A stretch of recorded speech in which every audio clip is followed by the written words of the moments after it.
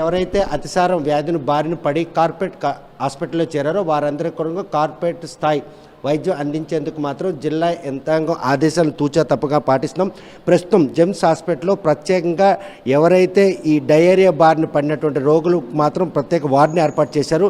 Day 1 నుండి ఇప్పటి వరకు కూడాను మెరుగైన వైద్యం అందించే నేపథ్యంలో ఎవరైతే ఆ వ్యాధి బారిన పడ్డారో వాళ్ళు ఆలస్యంగా రావడం, అదేవిధంగా వారికి సైడ్ ఎఫెక్ట్స్ ఉండడంతో మాత్రం ఒక రోగి మృతి చెందారు. 5గురు పరిస్థితి విషమంగా ఉన్న నేపథ్యంలో వారికి మాత్రం డయాలసిస్ ట్రీట్మెంట్ కూడా మొదలుపెట్టాం. ప్రస్తుతం మాత్రం ఇక్కడ వార్డులో ఉన్న వారిలో మాత్రం చాలామంది డిశ్చార్జ్ చేసేందుకు మాత్రం వారందరికీ కూడా మెరుగైన వైద్యం అందించారు.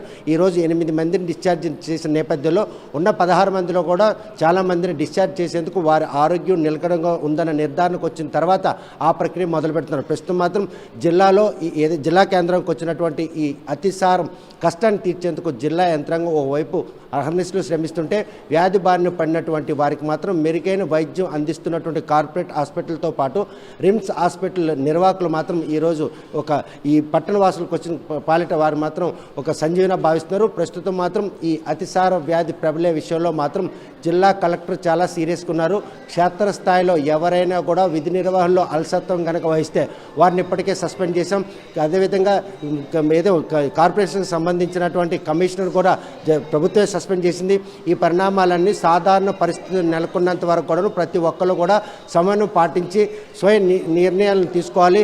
ప్రభుత్వం చేస్తున్నటువంటి ఈ ప్రయత్నాన్ని మాత్రం ఎట్టే పరిస్థితుల్లో కూడాను వాళ్ళు తూచా తప్పగా పాటించి ఈ మహమ్మారి నుండి బయటపడాలని వారు సూచిస్తున్నాం. ఈ విషయంలో ఏదైతే కార్పొరేషన్ ప్రజలు మాత్రం అధికారులు సూచనలు పాటిస్తారా లేదన్న విషయం వేచి చూడాల్సిందే.